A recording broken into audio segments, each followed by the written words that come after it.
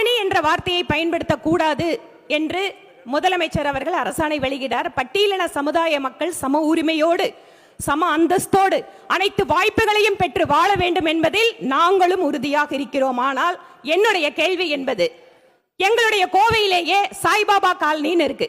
காலனின்னு எடுத்துட்டீங்கன்னா சாய்பாபான்னு கூப்பிடணும். அது உங்களுக்கு பரவாயில்லையா? என்ஜிஓ காலனி எடுத்துட்டீங்கன்னா என்ஜிஓன்னு இருக்கும். இந்த மாதிரி பல்வேறு இடங்களில் இது பிரச்சனைகளுக்கு காரணமாக அமைந்துவிடக் கூடாது. அமைச்சர் பேரவைத் தலைவர் அவர்களே, உறுப்பினர் அவர்கள் எப்படிலாம் ரிலேட் பண்றாங்க பாரு. காலனி அப்படிங்கிறது அது ஒரு ஆங்கில வார்த்தை. அது சாய்பாபா காலனின்னு சொல்றது அது ஒன்றும் இழிவுபடுத்தக்கூடிய சொல்லு கிடையாது. ஆனால் நம்முடைய பட்டியல மக்கள் வாழ்றக்கூடிய பகுதியில் காலனின்னு சொல்லி அது ஒரு இழிவுபடுத்தக்கூடிய சொல்லோ இல்லை அவங்களுக்கு அது தனிப்பட்ட முறையில் அது புண்படுத்தக்கூடாது என்பதற்காக தான் நம்முடைய முதலமைச்சர் அவர்கள் அந்த காலனி என்கின்ற சொல்லை அகற்ற வேண்டும். இதை உங்களால் பிரித்து பார்க்க தெரியாதா? இந்த மாதிரி ஒரு கருத்து முறையில் தான் நீங்கள் குழப்பம் நினைக்கிறீங்க.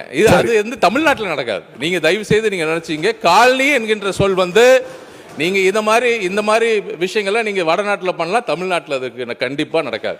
காலனிங்கிற சொல் கண்டிப்பாக இந்த பகுதியில் நம்முடைய தமிழ்நாட்டு மக்களுக்கு உறுதியாக உள்ளபடியாக இந்த மாதிரி எந்த ஒரு இழிவு சொல்லாக இருக்கக்கூடாது. இப்போ கூட நோயாளி என்கின்ற வார்த்தை கூட இருக்கக்கூடாது, பயனாளி என்று சொல்லுறார்.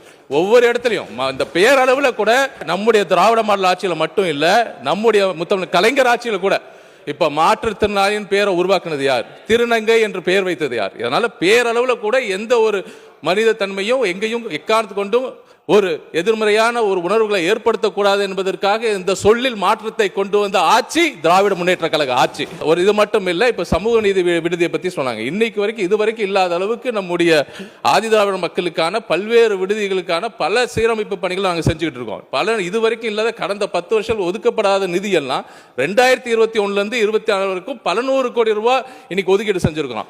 நீங்க குறிப்பிட்டு உங்க பகுதி கோயம்புத்தூர் பகுதியில் இருக்கக்கூடிய ஒரு மாடல் ஹாஸ்டல் போய் பாருங்க. இது வரைக்கும் இல்லாத அந்த மாதிரி விடுதி பெங்களூர்ல இருக்கக்கூடிய ஐஐஎம் இது மாதிரி பல்வேறு நம்முடைய கார்ப்பரேட் நிறுவனங்கள் வழங்கக்கூடிய ஹாஸ்டல் போல இருக்கு. அதாவது தனிப்பட்ட முறையில் ஒரு பெரிய போட்டிகோ, இது இல்லாம 2 சைடு முன்புறமும் பின்புறமும் தனியான கோர்ட்யார்ட்ஸ், இது மட்டும் இல்லாம இன்டோர் கேம்ஸ், இது மட்டும் இல்லாம இந்த ஓடிஎஸ் சொல்லக்கூடிய ஓபன் டு ஸ்கை சிஸ்டம், இது இல்லாம பல்வேறு வசதிகள், இது இல்லாம இணையதள வசதி என எல்லா வசதிகளையும் இதுவரைக்கும் இல்லாத வரைக்கும் நீங்க வேற எந்த மாநிலத்தில் நீங்க பிஜேபி ஆளக்கூடிய கூட இருக்கக்கூடிய அங்க மாநிலத்தில் போய் பாருங்க, அங்க இருக்கிற மக்களுக்கு என்னென்ன வசதிகள் நீங்க செஞ்சிருக்கிறீங்க. ஆனா திமுக ஆட்சியில் நம்முடைய முதலமைச்சர் அவர்கள் இங்க இருக்கிற பட்டியல மக்களுக்காக பழங்குடியின மக்களுக்காக இதுவரைக்கும் செய்யாத அனைத்து அடிப்படை வசதியும் செய்திருக்கிறார் நம்முடைய முதலமைச்சர் அவர்கள்.